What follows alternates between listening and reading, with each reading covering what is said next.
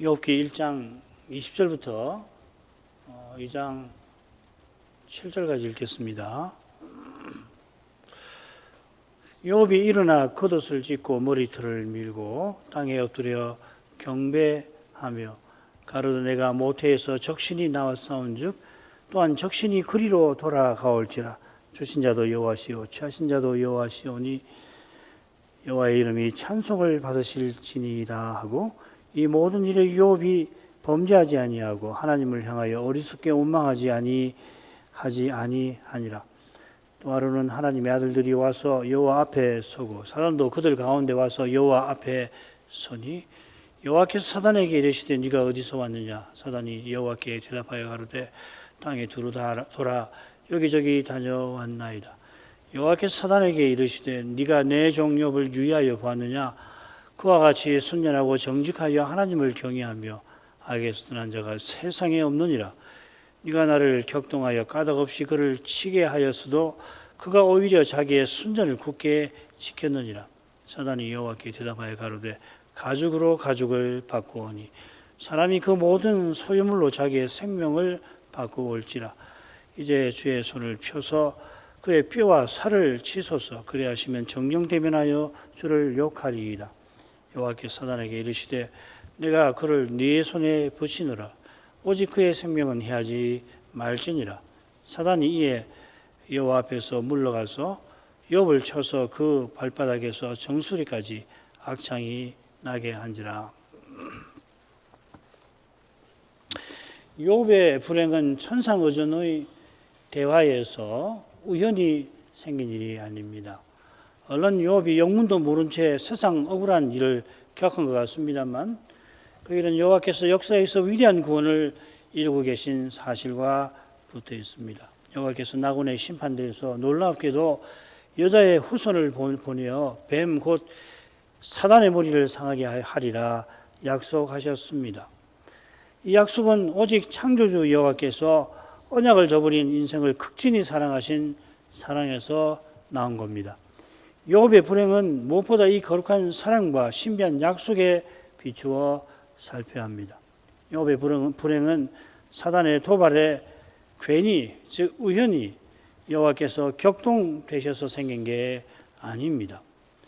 그의 불행은 어떤 의미에서, 신령한 의미에서 필연입니다. 논리적인 과학적인 필연이 아니라 신령한 의미에서 그러합니다. 누구보다 많이 고난받은 바울 사도는 하나님 나라에 들어가려면 많은 환난을 우리가 겪어야 한다 하고서 첫 선교 여행을 마친 때에 막 세워진 안디옥 교회에 그렇게 전했습니다.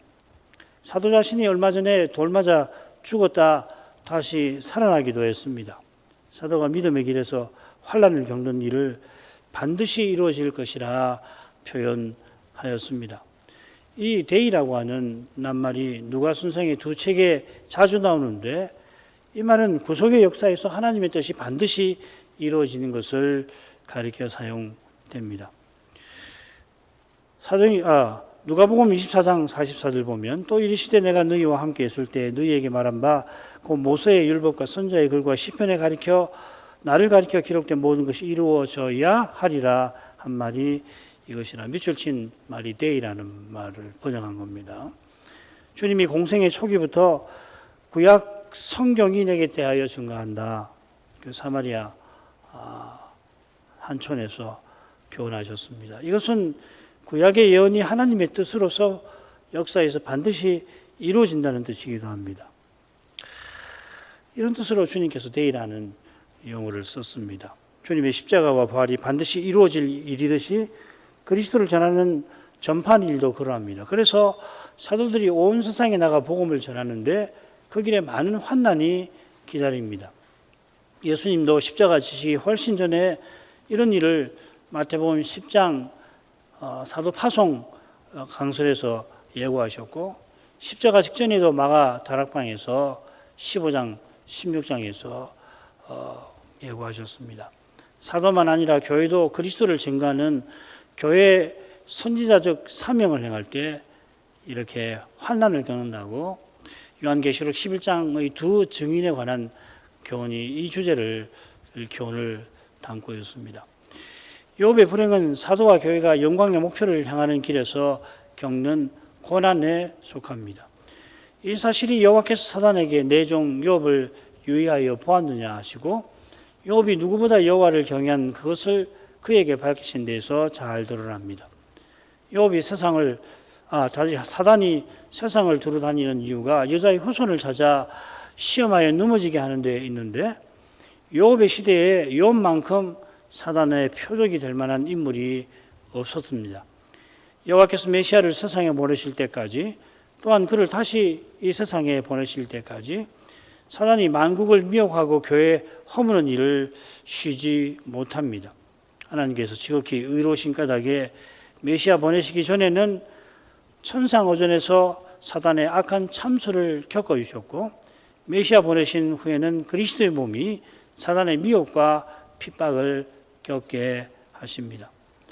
이 일에 관하여 신약 성경이 우리에게 분명히 교훈합니다. 계시록은 사단이 자기 보좌를 어느 곳에다가 베풀고서는 교회를 미혹하여 망하게 하려 한 것을 증거합니다. 이 버가모 서신이죠.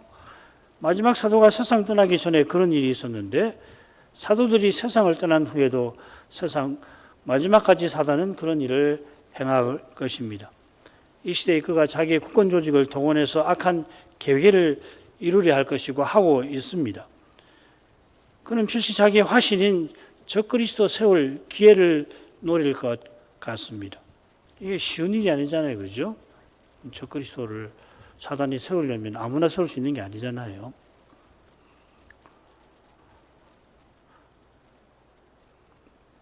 그가 등장하면 사단이 자기 보좌를 그에게 주고 심지어 그가 하나님이라 자기를 높이며 온 세상이 숭배하게 만들 건데 이러한 신비한 사실을 바울 사도가 증거하였습니다.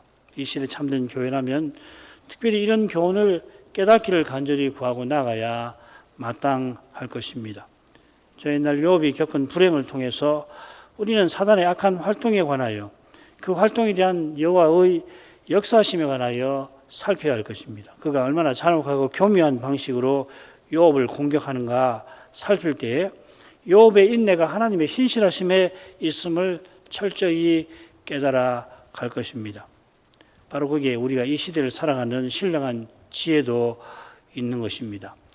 지난 시간에 이어서 20절부터 22절입니다. 욥이 일어나 겉옷을 찢고 머리털을 밀고 땅에 엎드려 경배하며 가로되 내가 모태에서 적신이 나와 싸운즉 또한 적신이 그리로 돌아갈지라 주신 자도 여호와시요 취하신 자도 여호와시오니 여호와 이름이 찬송을 받으실지니라 하고 이 모든 일에 욥이 범죄하지 아니하고 하나님을 향하여 어리석게 원망하지 아니라 욥이 실로 위대한 인물이지만 큰 불행에 망연자실하지 않을 수 없었을 텐데 놀랍게도 그가 이내 하나님을 경배합니다. 이것은 그가 늘 하나님을 가까이 하며 살아간 것을 가리킵니다. 기쁠 때나 슬플 때나 여호와의 이름을 부르며 산다 하더라도 욥만큼 큰 불행을 당할 경우에 당하는 그 순간은 사람으로서는 견디지 못하는 법입니다. 욥은 한 가지 불행만도 견디기가 힘들 정도였을 텐데 마침내 자식마저 다 잃고 맙니다. 더 불행해질 수 있을까 싶을 정도로 불행의 수렁 바닥까지 추락하였습니다. 물론 그가 겪을 고난은 그보다 더 깊습니다만은 이미 그가 겪은 불행은 벌써 범상치를 않습니다. 그런 점에서 욥의 경배는 비상합니다. 욥이 경배하는 과정과 태도가 흥미롭게 기술되어 있습니다. 일어나 겉옷을 찢고 머리털을 밀고 땅에 엎드려 경배하며 욥이 일어난 건 엎드려 경배하기 위함일 겁니다. 종이 사자로서 와서 흉한 소식을 전할 때 그는 부족장이니까 부족장의 높은 위에 앉아 있었을 것입니다. 어쩌면 소식을 전해 듣고 특별히 마지막 소식을 전해 듣고는 풀썩 주저앉았을지도 모릅니다. 주석서를 보니까 이런 해석들이 있던데 그럴 수도 있겠다. 전한 소식에서 여호와의 의미를 맛본 욥은 겸손히 주의 앞에 섭니다. 그런 다음 자기 겪은 불행을 표시하면서 겉옷을 찢고 머리털을 미는 행위를 취합니다. 이 옷을 찢는 행위는 성경에서 맨 처음 요셉의 일에 나오죠. 루벤이 요셉이 구덩이에 없는 것을 보고 옷을 찢고 슬퍼했고, 아버지 야곱이 아들들의 거짓말에 속아서 그 피 묻은 채색 옷을 보고는 아들 요셉이 짐승에게 찢겨 죽은 줄 알고 역시 그리하였습니다. 머리털을 미는 행위는 나라가 망하는데 종종 나옵니다. 욥의 슬픔이 그만큼 깊고 컸습니다. 슬픔을 표시하는 행위가 일어나 경배하는 그 행위들 가운데 나오는 점에 주목할 만하죠. 그가 여호와 앞에서 자신의 현실을 살핀 것입니다. 사람은 이런 경우 대부분 현실의 어려움에 사로잡히기가 쉽습니다. 이는 그만큼 당한 일이 힘든 것인 동시에 인생이 그만큼 자기 중심적인 사실을 드러냅니다. 고통만큼 인생에게 생생한 게 별로 없을 겁니다. 쾌락의 극치라는 표현을 쓰곤 합니다만은 그런 것은 아주 잠시입니다.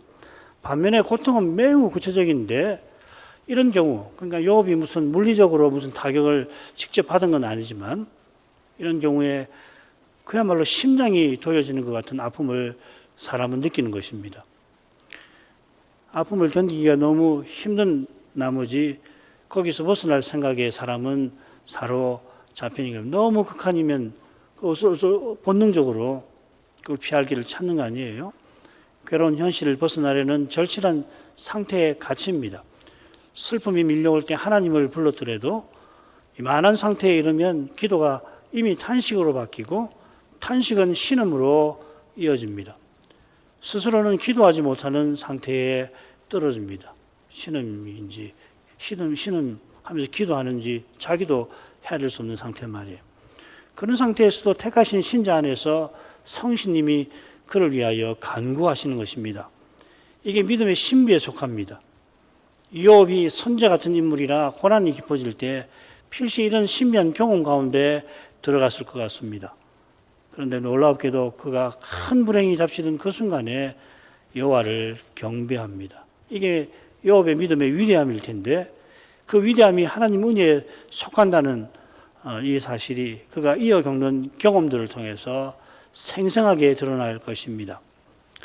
욥이 경배하며 가로되 했으니까 21절은 우리 번역대로 기도겠죠. 그죠? 이 욥기에서 욥의 기도를 꼭 나올 때마다 주목해서 읽으면 도움이 될 겁니다. 욥은 자기가 적신으로 와서 돌아갈 것을 아닙니다. 적신은 벗은 몸 아닙니까? 인생이 세상에 날 때 벗은 몸으로 어머니 태에서 나옵니다. 이는 인생이 아무것도 가진 것 없는 상태로 세상에 나는 걸 가리키겠죠. 디모데전서 6장 7절에 우리가 세상에 아무것도 가지고 온 것이 없음에 또한 아무것도 가지고 가지 못하리니 문맥상 욥이 모든 재산을 잃은 상태니까 이런 뜻으로 적신을 말한 게 분명합니다. 어머니 태에서 나왔다고 하고서 그리로 돌아갈 걸 말합니다. 그러니까 그리로가 어디 있냐 이 말입니다. 이것은 자기가 잉태하지 않은 상태, 자기가 존재하지 않았던 상태로 돌아간다는 뜻일지도 모릅니다. 이 표현이 욥이 만든 것인지 당시 사람들이 관용적으로 쓰는 것인지 저로서는 확인할 길이 없습니다. 혹시 후자라 하더라도 욥은 그저 죽어서 존재하지 않던 상태를 말하는 게 아닐 겁니다. 그는 부활신앙을 가졌습니다.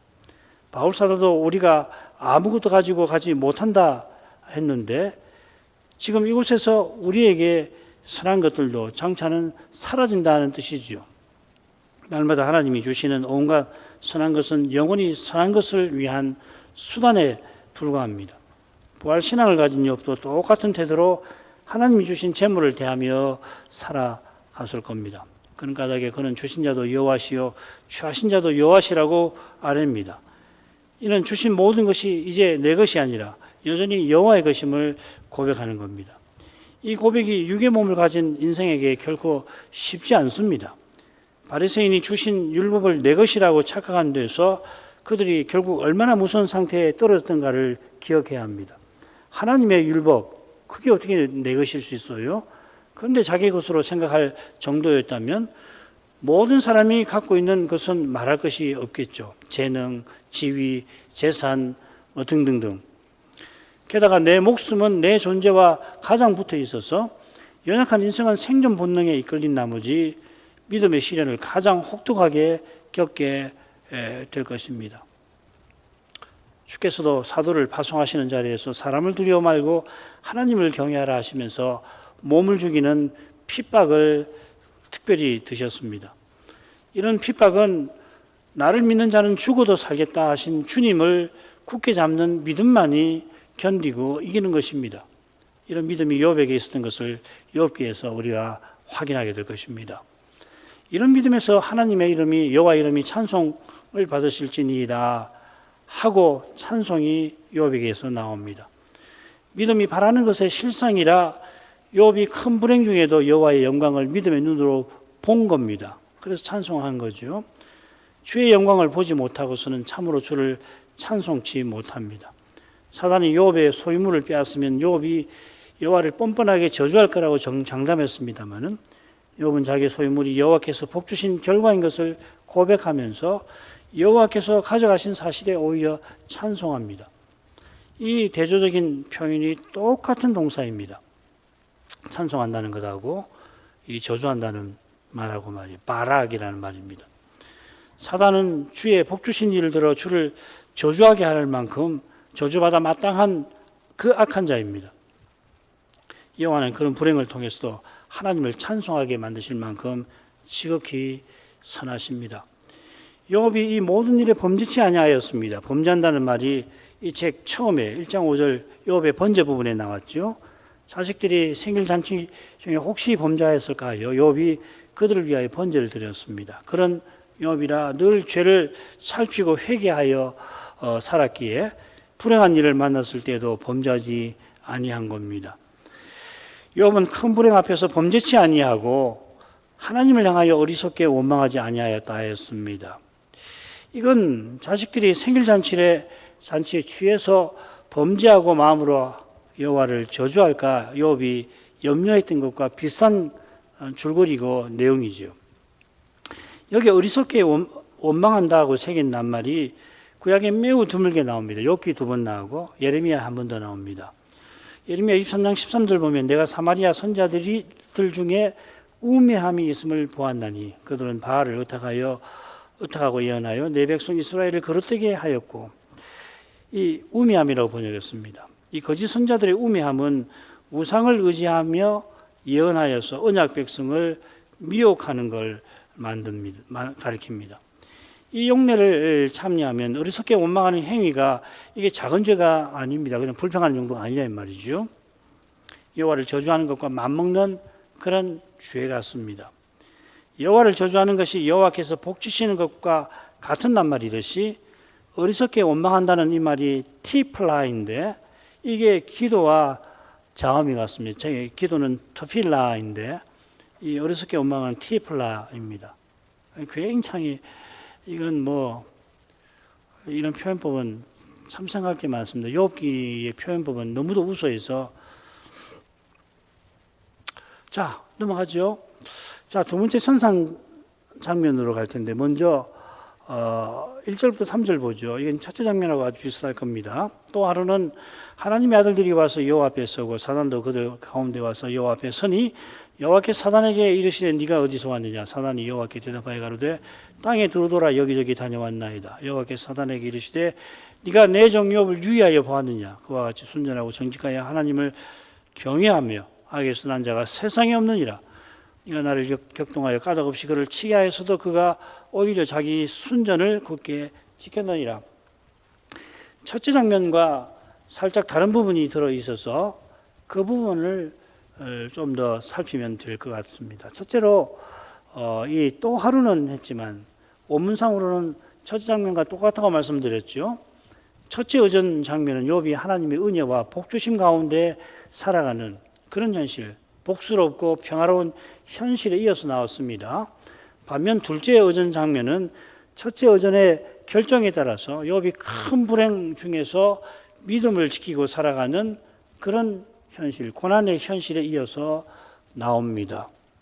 이 또 하루는 그저 해가 동에서 떠서 서로 떨어진 결과가 아니라 메시아를 보내시는 일이 이루어지는 무대라고 하는 것을 우리가 기억해야 할 것입니다. 둘째로 둘째 오전 장면에서는 사단이 하나님의 아들들 가운데 와서는 그들처럼 여호와 앞에 섭니다. 이 첫째 오전 장면에서는 여호와 앞에 서는 행위가 나오지 않는데 이건 그냥 앞에서는 생략된 것으로 보는 것이 좋겠습니다. 세 번째로 가죠. 여호와께서 이번에도 욥을 거론하시며 사단의 악한 속셈과 활동을 드러내십니다. 어디서 왔느냐 하신 것은 그가 무슨 짓을 행하는지 다 알고 계신 터에서 물으신 겁니다. 그런데도 사단은 마치 특별한 일이 없는 것 마냥 어마어마한 일이 벌어진 거 아니에요. 한 사람의 큰 불행만 아니고 하나님 나라에서 얼마나 불행한 일입니까? 하나님 나라에서는 가령 나봇이 이 포도원을 잃은 일이 하나님 나라에서는 얼마나 큰 일이겠습니까? 우리도 나봇의 포도원 사건을 보면은 이게 보통 일이 아니구나. 북이스라엘이 망하지 않을 수 없겠구나. 그런 걸 느끼는 사건 아니에요? 그러니까 어마어마한 사건이 일어났는데 이놈은 마치 특별한 일이 없는 것처럼 자기가 늘 하던 대로 땅에 두루 다녔다고 대꾸합니다. 이렇게 할 수 있을까요? 이 대꾸가 전혀 사실과 전혀 다른 건 물론 아닐 겁니다. 그가 그때도 만국을 미혹시키는 일을 하고 있었을 겁니다. 그런 점에서 욥이 큰 불행에도 여호와를 향하여 원망치 아니한 일이 사단에게 필시 불편했고 거북했을 겁니다. 견디기가 힘들었을 겁니다. 욥이 자기의 순전을 굳게 지킨 것을 관찰하면서 사단은 그를 넘어뜨릴 꾀를 또 생각하고 있었겠죠. 그 기회를 이번 천상어전에서 노렸을 것 같습니다. 그런 속심을 여호와께서 모르실 리가 없습니다마는 사단은 악한 생각에 휩싸인 나머지 처음처럼 대답하며 악한 기회를 노렸던 것 같습니다. 여호와께서 마귀가 이번에도 욥을 노린 것을 지적하시고 또 그 이유도 똑같이 언급하십니다. 첫째 장면과 다른 내용은 욥처럼 순전하고 정직하여 여호와를 경외하며 악에 떠난 자가 세상에 없느니라 하시고 바로 이어서 그가 오히려 자기의 순전을 굳게 지켰느니라 덧붙였습니다. 이 우리말 어법은 왜 맞게 하려고 문장을 좀 바꾼 거죠, 그죠? 그런데 바로 이제 이게 와요. 그러면 오히려라고 하신 의중이 잘 드러나죠. 욥이 모든 소유와 무엇보다 자녀와 종을 잃은 사실을 가리킵니다. 그런 불행에도 욥은 여전히 자기의 순전을 지키고 있다 하셨습니다. 이는 그가 범죄치 아니하고 어리석은 말로 원망하지 아니한 것을 가리킬 겁니다. 마지막으로 여호와께서 첫째 어전 결정에 관하여 언급하시면서 사단의 악한 것을 지적하십니다. 네가 나를 격동하여 까닭없이 그를 치게 하였어도 사단이 여호와를 격동하였다. 여기 이제 번역된 말이 수트라고 하는 말입니다.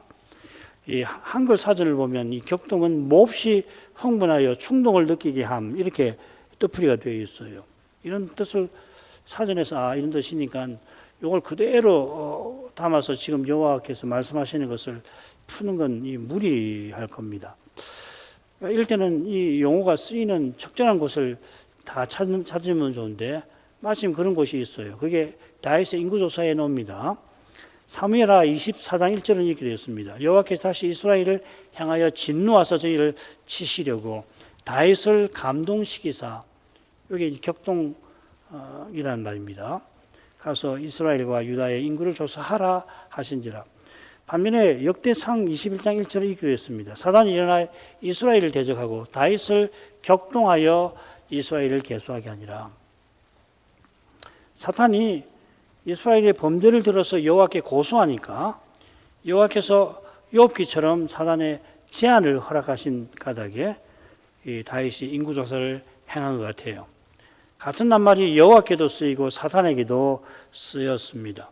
사단이 다윗으로 인구조사하게 한 태도와 여호와께서 그리하신 의중을 감히 동일시해서 안 되겠죠.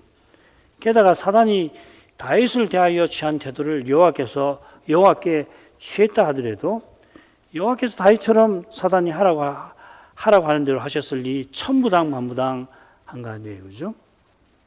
아마도 이 격동이라고 새긴 이 낱말 수트는 천상어전에서 이루어진 결정을 가리키는 그런 독특한 표현인 것 같습니다. 여호와께서 메시아 보내실 목적으로 까닭없이 욥을 치시라는 사단의 제안을 받아들이신 것입니다. 이것이 네가 나를 격동하여 라는 표현의 뜻일 겁니다. 아울러 여기 친다는 표현은 사단이 악한 제안을 하면서 여호와께서 여호와의 손을 들어 치십시오 할 때와 다른 낱말입니다. 이게 발라라는 말이고 이 삼킨다 혹은 멸한다 하는 말입니다. 어떻게 번역하더라도 여호와께서 욥을 심판하셨다는 뜻으로 새겨서 안 될 겁니다. 4절 5절로 가겠습니다. 사단이 여호와께 대답하여 가로되 가죽으로 가죽을 바꾸오니 사람이 그 모든 소유물로 자기의 생명을 바꾸올지라. 이제 주의 손을 펴서 그의 뼈와 살을 찢어서 그리하시면 정령 대면하여 주를 욕하리이다. 사단이 여호와께 감히 대답합니다. 욥이 오히려 믿음의 길을 걷는다 여호와께서 인정을 하셨는데 사단은 여호와의 거룩한 판단의 이의를 제기합니다. 이렇게 사단은 악합니다만 그렇게 악한 사단도 지금은 이 시대에는 예수님의 승천 이후에는 그 일을 못하죠. 그리스도의 십자가가 그만큼 강력한 걸 가리킵니다. 돌려 생각하면 우리의 죄는 그만큼 여전히 무섭습니다. 십자가 전이라 사단이 인생의 죄를 들어 여전히 순전한 욥도 고소하는 겁니다. 사단은 가죽으로 가죽을 바꾼다 하는 이 관용적 표현에 근거해서 영어는 아주 간단합니다. skin, 가죽이잖아요. skin for skin 이렇게 되어 있습니다. 이건 이제 바꾼다라고 이렇게 뜻을 새긴 겁니다. 이 표현의 정확한 출처와 의미를 알기가 어렵습니다. 그러니까 사탄이 이런 관용적인 표현을 써서 욥이 몸을 상하게 되면 목숨을 빼앗으면 주를 저주할 거라 장담하는 거죠. 이어 나오는 사탄의 말을 통해서 이 표현의 의미를 우리가 짐작할 겁니다. 사람이 자기 생명을 위하여 자기의 모든 소유물을 기꺼이 내어준다 덧붙이죠. 모든 소유물은 사단이 욥에게 빼앗았던 걸 가리킵니다. 욥이 모든 소유를 잃었지만 여기는 자식도 포함하면 됩니다. 그보다 더 좋은 생명은 보존하고 있습니다. 만일 욥의 생명을 빼앗으시면 그가 순전함을 버릴 겁니다 하는 주장이죠. 이 주장은 이 세상 돌아가는 이치를 포착한 겁니다. 이 이치는 육의 몸에 썩는 문제와 딱 붙어 있습니다. 이 문제를 아무도 스스로는 해결하지 못합니다. 기껏해야 돈을 많이 버는 금을 버는 거 그거 가지고 건강을 유지하는 정도죠. 스스로 해결하려고 하는 사람은 네 목숨을 위하여 뭐든지 버리라고 하는 사단의 교묘한 제안을 뿌리치지 못할 겁니다. 파우스트 박사가 메피스토펠레스에게 영혼을 팔아가면서 청춘을 얻으려고 하잖아요. 공부만 평생 하고 신학도 연구한 끝에 돌아보니까 내가 다시 청춘으로 돌아갔으면 했다는 거 아니에요. 이게 얼마나 인생살이 이런 통찰력 있는 영이지 모르는데 이런 일은 바울사도처럼 내게 사는 것이 그리스도시니 죽는 것도 유익함이라 고백하는 것 외에는 이거 극복할 길이 사실상 없죠.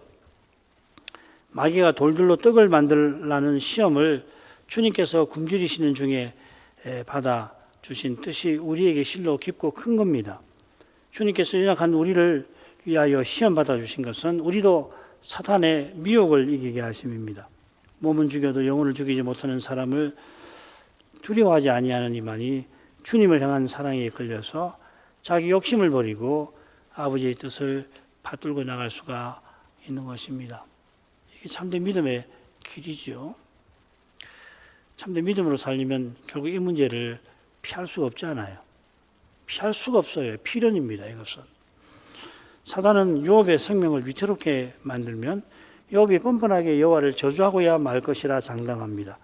이번에도 간교하게 여호와께 손을 펴서 직접 욥을 치시라고 제안합니다. 그가 욥의 뼈와 살을 언급합니다. 뼈와 살은 가죽 아래에 있는 거죠. 그죠? 사단은 욥의 생명을 원합니다. 욥이 순전을 지금껏 지켰어도 마침내 생명을 잃게 될 처지에 떨어지면 죽기 전에 여호와를 저주하고 죽을 거다 이 말이죠. 그죠? 그 다음 부분 여호와께서 사단에게 이르시되 내가 그를 네 손에 붙이노라 오직 그의 생명은 해하지 말지니라. 사단이 이에 여호와 앞에서 물러가서 여호와께서 욥을 사단의 손에 붙이신다 했는데 그가 네 손 안에 있노라 하셨습니다. 이건 사단이 원하는 대로 욥을 처리하라는 뜻입니다. 첫째 오전 결정되는 그의 소유물이 다 네 손 안에 있다 하셨습니다. 이 사실에 근거해서 사단은 무슨 일을 했냐면 욥의 자식들을 다 죽여버리고 그의 많은 종들도 죽여버렸죠.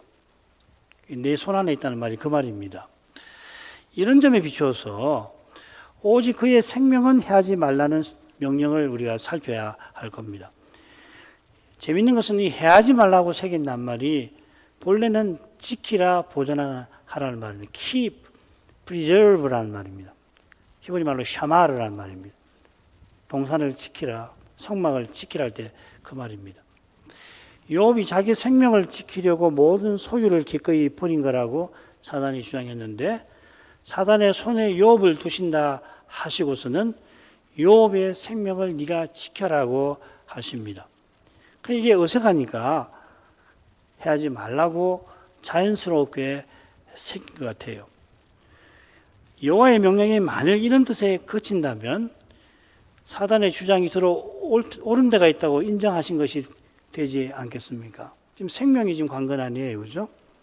생명을 빼앗으시면은 저주할 겁니다. 그랬는데 생명은 해치지 말아라. 그렇게 한다면 사단 네 주장이 옳은 데도 있다는 걸 인정하고 네 주장도 될까 겁이 나니까 생명은 해치지 말라. 그렇게 말씀하신 것인가? 이 말이죠. 그건 아니겠죠, 그죠? 여호와께서 직접 그의 생명을 거두겠다 하신 것일 수도 있겠습니다. 이 명령을 내리신 그 의중이 뭔가를 알려면은 욥이 극심한 질병에도 범죄치 아니하고 바로 죽지 아니한 후에 그가 얼마나 극심한 고난을 겪는지를 살펴야 할 겁니다.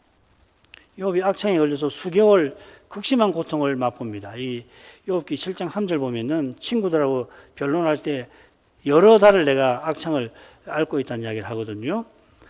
그러고서는 마침내 태어난 날을 저주하죠. 욥기 3장을 보면은 자기의 모든 재앙의 무기가 바다의 모래보다 무겁다고 밝히는데 이만큼 괴로운 거잖아요. 그런데 더 괴로운 게 있다는 거죠. 친구들의 책망, 정죄지요. 친구들과 대화가 진행될수록 욥의 마음이 더욱 근심에 쌓이는데 그가 어느 순간부터 기도하지 못하는 데서 짐작이 됩니다. 저는 이렇게 읽었습니다. 이제 한 3개의 사이클이 있거든요. 욥하고 친구들의 대화가 3개의 사이클이 있는데 첫 번째 사이클에서는 욥이 친구들을 책망에 변론하면서 기도를 해요. 어느 순간 기도를 하고 있어요. 친구들, 나는 네가 말한 그런 죄 짓지 아니하였다 막 하면서 기도를 한다고요. 그런데 두 번째 사이클로 가면 없어져 버려요. 기도 없어진다고. 그게 그런가? 그만큼 괴롭다는 거죠, 그죠? 여호와께서 사단들어 욥의 생명을 지키라 하신 의중이 뭐라고 제가 감히 단정하기는 힘듭니다만 여호와께서 욥의 모든 것을 앗아간 사단들어 욥의 몸도 치게 하실 뿐 아니라 욥의 세 친구를 통하여 욥들어 계속 고난받게 하셨습니다. 그러라고 당장 죽이지 말라 하신 거겠죠. 그는 온 세상에서 한마디 위로의 말도 듣지 못한 저지에 내몰렸습니다. 이런 경험을 하는 사람이 얼마 될지 모르겠는데 정말 이런 처지는 차라리 죽고 말지. 여호와께서 그렇게까지 하신 것은 오직 여호와의 종으로 세상에 친히 오셔서 십자가를 져주시는 거기서만 왜 이렇게 하시는지 우리가 비로소 조금 헤아릴 수가 있을 것 같습니다. 이만큼 하죠. 욥이 모든 자식과 많은 종을 졸지에 무슨 영문인지도 모르게 이렇습니다마는 놀랍게도 범죄치 아니하고 어리석은 말로 원망하지 아니하였습니다. 시편을 가지고서 여호와 앞에 솔직하게 원망도 하라고 하는 해석들도 있습니다만은 그거 좀 생각해 볼 만한 해석 아니겠어요? 오히려 그러니까 시인이 그렇게 원망을 했겠냐 이 말이죠. 주석가가 말하는 것처럼 그렇게 쉽게 원망했다고 해석하지 마시라는 말입니다. 오히려 여호와의 거룩하신 이름을 찬송하였습니다. 이런 일은 사람의 종기심에서 나올 수 없습니다. 하나님의 사랑, 십자가의 은혜로만 가능합니다. 그처럼 여호와께서 여호와의 종이 되셔서 십자가 지시는 이 거룩한 사실에 비추어서만 여호와께서 욥을 계속 고난받게 하신 뜻을 비로소 제대로 헤아리기 시작합니다.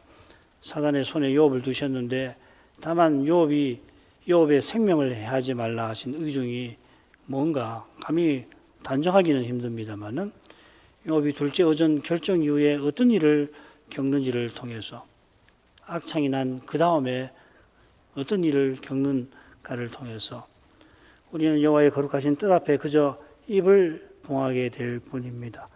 당장에는 왜 이런 일이 내 앞에 벌어져 있는가 도무지 깨닫기 힘든 그런 때에 무엇보다 힘든 이유는 자기가 범죄한 기억들에 시달리는 데도 있는데요. 그럴 때에 그리스도 안에서 드러내신 하나님의 사랑을 바라보아야 합니다. 하나님께서 그리스도를 속히 다시 보내실 것을 구해야 할 것입니다. 욥이 한순간에 온 세상에서 누구에게도 아내는 물론이고 친구들마저 위로의 말을 반대로 정죄하는 말을 하는 그런 처지에 하나님이 그를 두셨습니다. 그런 방식으로 하나님은 그의 심령을 다 아셨고 그의 마음을 붙드셨고 그의 생명을 실로 뜻있게 하셨습니다. 이런 신비는 믿음의 눈으로 겨우 봅니다. 믿음의 눈도 은혜이듯이 그 눈으로 신비를 보게 하는 말씀의 빛도 역시 그러할 것입니다. 오늘도 우리가 이런 은혜를 구하십시다. 신학생들, 조사들에게 성신의 은사를 더해 주셔서 이 시대에 필요한 말씀을 전할 수 있게 해주시기를 기도하십시다. 기도하겠습니다. 걸어가신 아버지, 이 밤에 욥의 불행과 욥의 믿음에 관하여 살피게 해주셔서 감사드립니다. 욥이 사람이 견디기 힘든 큰 불행을 거듭 겪고 마침내 모든 자식과 많은 종을 한꺼번에 무참하게 잃었습니다마는 그도 사람이라 잠시는 큰 슬픔과 근심에 젖었겠사오나 일어나 여호와 앞에 엎드려 경배하였는데 이 연약한 인생을 그와 같이 살게 하시는 하나님의 크신 은혜와 능력을 찬송합니다. 과연 그 은혜가 얼마나 지극하신지 여호와는 여호와의 종으로 장차 세상에 오셨고 욥이 그런 불행을 겪어야 했던 이 죄의 권세의 문제를 해결하여 주실 고 욥이 그런 불행 가운데에서 믿음을 잃지 아니하고 하나님 이름을 찬송 돌릴 수 있도록 메시아를 통해서 죽음의 권세를 또한 물리치고 계시나이다. 사단이 어떻게 하늘 오전에 이르러 여호와께 그런 참남한 말을 끊을 수 있는지 우리의 죄가 얼마나 악하고 교묘하고 악랄한지 생각하게 하십니다. 여호와께서 인생의 죄에 무슨 책임이 전혀 없으시고 오히려 사단이 그 악을 이용해서 죄를 이용해서 온갖 악한 일을 자행하였습니다마는 여호와께서는 이런 죄인을 위하여 구원의 약속을 베풀어 주시고 그 약속을 친히 이루시려고 사탄에게 그런 참남한 일을 겪으셨사오며 장차 십자가에서 배도하는 인생들에게 온갖 회방을 당하셨습니다. 이러한 사랑에 관하여 저희가 참으로 깨달은 바가 있게 하시고 깨닫게 하신 그만큼 하나님을 저희도 사랑하며 하나님의 사랑을 또한 본받게 하시옵소서. 여호와께서 다시금 욥을 노리는 사단의 악한 꾀를 다 하시고 그의 악한 제안을 받아들여 그의 손에 욥을 두셨을 때에 놀라웠게도 욥의 생명은 해치지 말라 명하셨나이다. 욥의 생명을 해치지 말라 하신 것은 여호와께서 생명의 주님이시며 심판자이신 사실이 있겠사오나 아울러 여호와께서 욥의 고난을 통하여 죄와 죽음의 권세를 물리치려 하신 그러한 점을 저희로 생각하게 하십니다. 사람의 어설픈 생각에는 욥이 악창이 나서 죽음의 고통을 계속 겪기보다 단번에 욥의 목숨이 빼앗기는 편이 차라리 불행한 그에게 낫지 않을까 하는 생각도 하게 됩니다마는, 여호와께서는 놀랍게도 욥이 악창으로 자기 생일을 저주하는 정도에 그치지 않고 위로하러 물론 아내에게도 비난을 받았을 뿐 아니라 위로하러 온 세 친구를 통해서 욥은 더욱 고난을 받게 하셨사옵나이다. 친구들이 불행한 욥을 위로하러 왔다가 욥의 모습과 그의 말을 듣고는 그를 재판하고 책망하고 비난하였습니다. 욥이 아무리 진실을 말하지만 그들은 욥의 말을 들으려 아니하였고 오히려 욥을 세상 교만한 죄인 중 죄인으로 만들어 비난의 화살을 쏘아대었습니다. 욥이 얼마나 힘들었는지 처음 친구들과 논쟁할 때는 그가 친구들에게 말하면서 자기도 모르게 여호와의 이름을 불러 기도를 하였지만은 어느 순간부터는 그의 기도가 없는 상태에서 그의 고난을 짐작하게 됩니다. 아버지여, 왜 이렇게까지 하시는지, 연약한 인생은 감히 헤아릴 길이 없습니다. 다만 욥의 고난을 통하여 메시아 보내시는 그 일을 얼마나 능력 있게 이루셨을까? 고난당하는 욥을 어떠한 사랑으로 그를 살피셨을까를 생각하게 하십니다. 그리스도께서 다시 오시는 그 일도 비슷한 방식으로 이루신다 하고 배웠습니다. 하나님의 거룩하심을 깨닫게 해주시고 깨닫게 하신 만큼 욥처럼 고난 중에도 하나님을 찬송할 수 있도록 바울과 실라가 실로 억울하게 빌립보 감옥에 던졌을 때 그 캄캄한 감옥에서 몸을 추스른 후에는 하나님의 이름을 부르고 찬송하였던 것처럼 저희도 그와 같은 심정에 이르게 해 주옵소서. 욥이 자기가 비참하게 죽은 후에도 구속주를 배울 것을 고백한 것처럼 저희도 다시 오시는 주님을 간절히 바라보며 날마다 주와 함께 살아갈 수 있게 해 주옵소서. 예수님 이름으로 기도합니다. 아멘.